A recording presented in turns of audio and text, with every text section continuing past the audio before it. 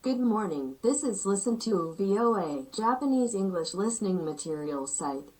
U.S. allies tighten alliance to contain China's maritime expansion, by Ralph Jennings, August 6, 2020. TAIPEI, Taiwan. Australia's recent shift to a more combative stance against China will tighten political and military coordination among U.S. allied nations that want to check Beijing's maritime expansion. Analysts said this week, Canberra broke its neutral stance toward China with harsh pledges and comments in May, June, and July due to a series of problems with the communist government. Despite brisk trade ties, in particular, Australia openly backed the United States last month by sending the United Nations a letter that described Beijing's sovereignty claims in the contested South China Sea as illegal.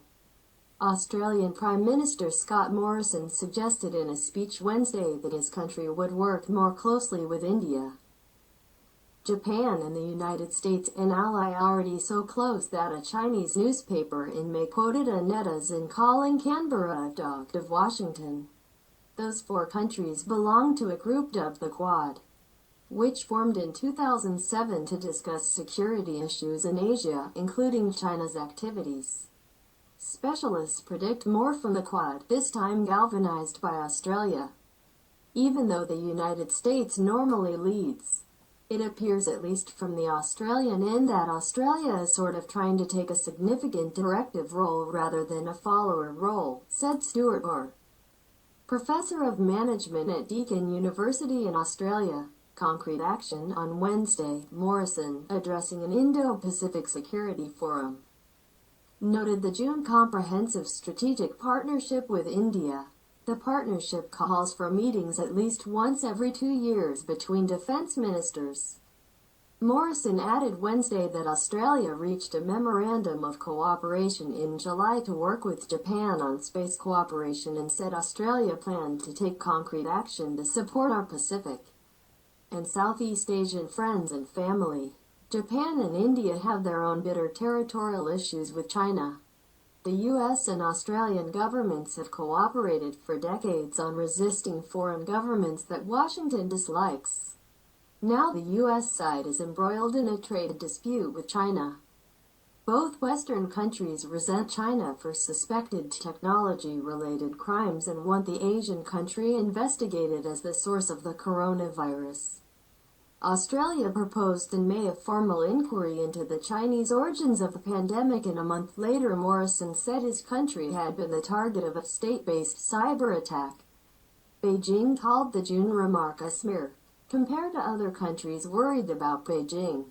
I think Washington and Canberra are on the same page of the book about the problems with China, said Stephen Nagy, a senior associate professor of politics and international studies at International Christian University in Tokyo. I think that they have a much stronger sense of unity about confronting China in a smart way, he said. None of the Quad countries claims the South China Sea, but all of them see it as a pivot point for Chinese expansion past its land borders and recall Beijing as a Cold War foe. Fish, energy reserves, shipping lanes. China vies for sovereignty over the contested sea with Brunei, Malaysia, the Philippines, Taiwan, and Vietnam. All five rival claimants have weaker militaries and less infrastructure on the sea's hundreds of tiny islets than does China. Claimants prize the 3.5 million square kilometer South China Sea for fish, energy reserves, and shipping lanes. Officials in Beijing cite historical usage records to defend their claim over about 90% of the sea. China would at least have to be wary, and at the same time it would have to be more concerned about Australia and the U.S. leading or sort of spearheading what they would likely see as rather unwelcome prospects of greater external interest and perceived meddling in the South China Sea, said Colin Coe, a maritime security research fellow at Nanyang Technological University in Singapore. India may hope to build up the Quad amid its military standoff with China near a disputed land border. London media organisation India Inc. suggested in a commentary after Morrison met Indian Prime Minister Narendra Modi.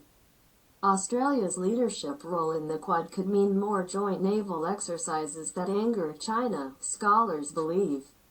Japan and Australia joined the USS Ronald Reagan in a strike group last month for joint exercises southeast of China.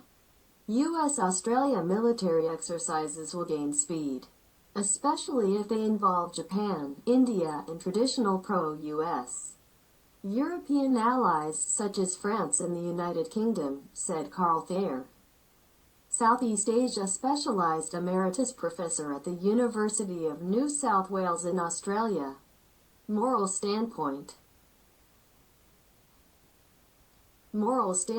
Southeast Asian states, despite overlapping South China Sea claims with Beijing, have shown less enthusiasm than have Quad countries toward Australia's new assertiveness.